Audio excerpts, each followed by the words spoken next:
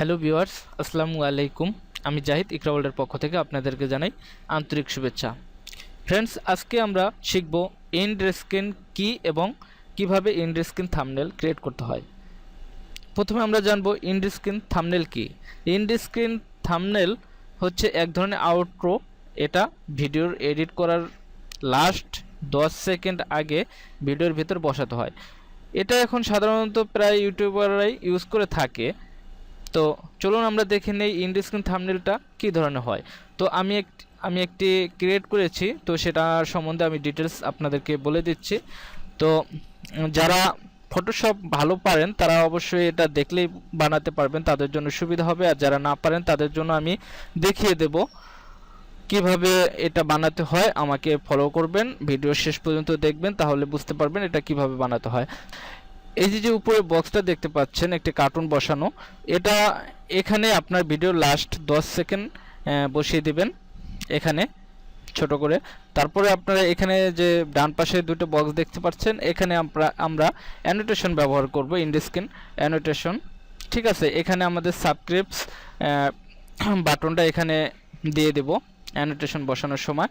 দেন আমরা এখানে বাকিগুলো আপনার পছন্দ মতো এখানে রাইটিং করবেন। আমি আমার পছন্দ মতো দিলাম। এবং এই ধরনের থাম্বনেল অবশ্য আমি অনেক বড় বড় ইউটিউবারদের ভিডিওগুলোতে আমি দেখেছি, সেখান থেকে আমি আইডিয়া পেয়েছি। তো চলুন আমরা এটা কিভাবে ক্রিয়েট করেছি সেটা দেখি। তার আগে আমি আপনাদেরকে একটি রিকোয়েস্ট করব, আমার চ্যানেল এখনও যারা সাবস্ক্রাইব করেন নাই তারা প্লিজ সাবস্ক্রাইব করে নিন, বেল বাটনে ক্লিক করে নিন সবার আগে আপডেট পাওয়ার জন্য। সো আমি আপনাদের ফটোশপ থেকে দেখাবো, আপনারা চাইলে পেইন্ট সফটওয়্যার ইউজ করতে পারেন।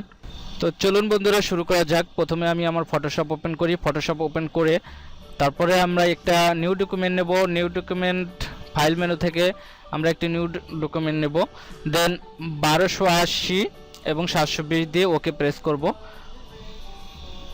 তারপর আমরা এখানে আমার পছন্দ মতো আমি ব্যাকগ্রাউন্ড ইউজ করছি, আপনারা আপনার পছন্দ মতো করবেন। আমি একটু এখানে গ্রেডিয়েন্ট ইউজ করলাম। তারপরে আমরা এখান থেকে লেজো টুল নেব। লেজো টুল নিয়ে এখানে একটি শেপ ক্রিয়েট করব।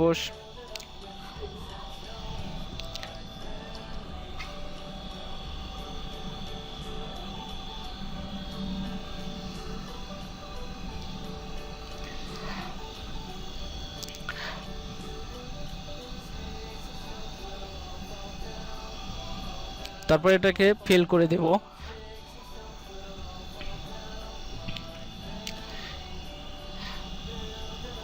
এখন আমরা পেন ব্যাকেট টুল নিয়ে আমরা এখানে ব্ল্যাক করে দেব। তারপরে আমরা এখান থেকে সিলেকশন টুল নেব। সিলেকশন টুল দিয়ে একটি বক্স ক্রিয়েট করব।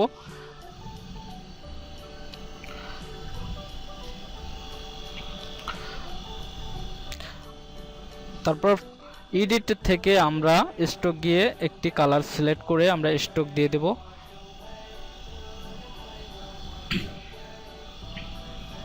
এখানে আমি দিলাম 12 পিক্সেল দিয়ে দিলাম, আপনারা আপনাদের পছন্দ মতো দিবেন। এখন আমরা এখান থেকে একটু ব্রাশ সিলেক্ট করে আমরা এখান থেকে একটু ড্র করব।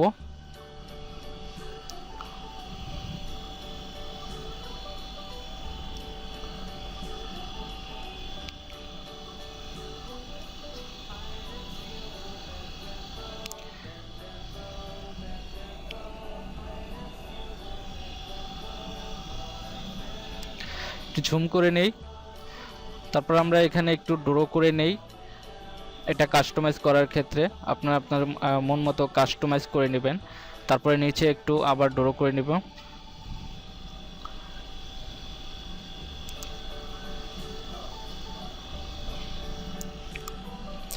তারপরে পেন ব্যাকেট টুল নিয়ে এটাকে ফিল করে দেব। এখন দেখুন এখানে 2 কালার হয়ে গেছে। তো আমরা জুম ইন করে দেখি।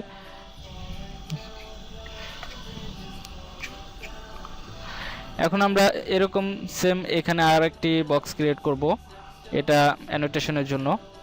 এটাকেও স্ট্রোক দিয়ে দেব এরকম।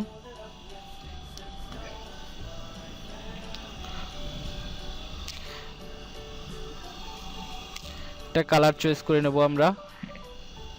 এটা আমি সাদা দিয়ে দিলাম, দেন ওকে। এখন আমরা এখানেও আমরা একটু ব্রাশ নিয়ে তারপরে এখানে একটু ড্র করে তারপরে এটাকেও আমরা একটু কাস্টমাইজ করে নিই। এই বক্সটাকে দুপাশে একটু ড্র করে নেই, তারপরে পেন বাকেট টুল দিয়ে এটাকে ফিল করে দেই। এখন দেখুন এটা সুন্দর লাগছে। আমি তাড়াতাড়ি করার জন্য তেমন বেশি কিছু দেখছি না, এখানে অনেকটা ভুল হলেও আপনারা ক্ষমা করবেন। আমি এটাকে লেয়ারটাকে আরেকটা কপি করলাম, কপি করে এটাকে টেনে নিচে বসিয়ে দিলাম।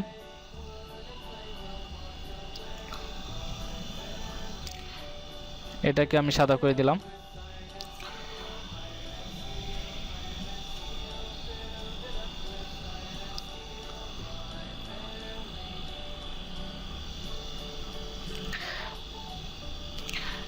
এখন আমরা ইলিপ টুলটা নিব, সিলেকশন ইলিপ টুল। ইলিপ টুলটা দিয়ে আমরা এখানে ফিল করে দেব, যে কোনো কালার একটা দেওয়া যেতে পারে।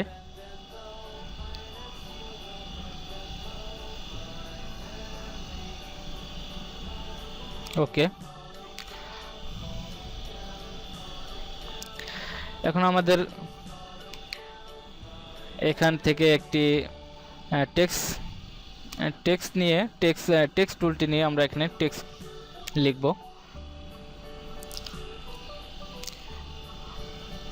আমি সাউন্ড অফ করে টেক্সট লিখছি।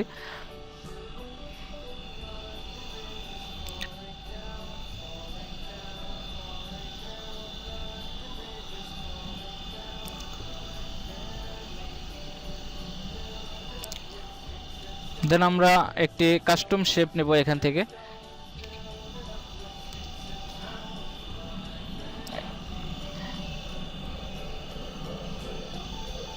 এই শেপটি দিয়ে এখানে এটাকে ফিল করে দেব, তারপরে এটা ট্রান্সফর্ম করে পছন্দ মতো জায়গা বসিয়ে দেব। তারপর আমরা আবার টেক্সট টুলটি সিলেক্ট করব, তারপর আমরা এখানে আরেকটি টেক্সট অ্যাড করব। Thanks for watching.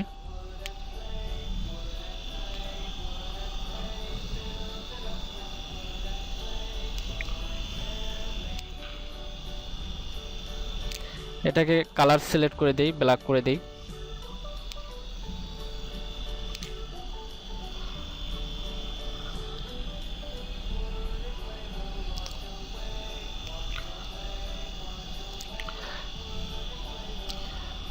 দেন আমরা নিচে আরেকটা টেক্সট অ্যাড করতে হবে, সোশ্যাল। এখানে সোশ্যাল লেখার পরে আমরা এখানে সোশ্যাল মিডিয়ার আইকনগুলো বসাবো।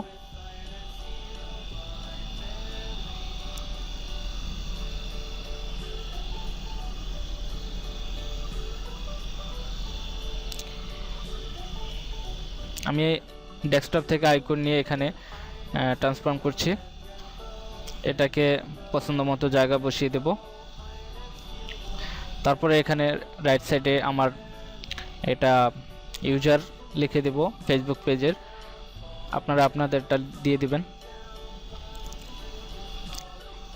এখন প্রায় কাজ শেষ। আবার উপরে আমরা এখানে মোর ভিডিওস এখানে লিখে দিতে পারি, যেহেতু আমরা অ্যানোটেশন এগুলো আমাদের বোঝাতে হবে। এটা আমরা একটু বড় করে নেই। বড় করার পরে আমরা এখানে পছন্দ মতো জায়গায় ঠিক করে বসিয়ে দিই।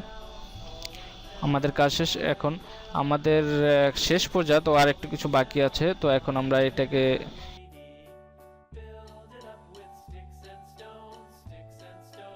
একটা কার্টুন বসিয়ে দিলাম সুন্দর দেখানোর জন্য, বোঝানোর জন্য। ঠিক করে বসিয়ে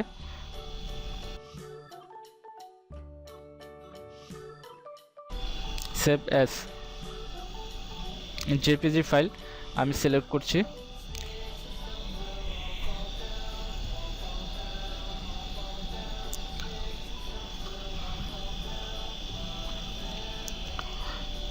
এখন আমরা দেখব কেমন হয়েছে। এই যে দেখুন, আমি ওপেন করলাম, দেখুন। বন্ধুরা, আমার ভিডিওটা ভালো লেগে থাকলে অবশ্যই আমাকে লাইক, কমেন্ট এবং শেয়ার করতে ভুলবেন না।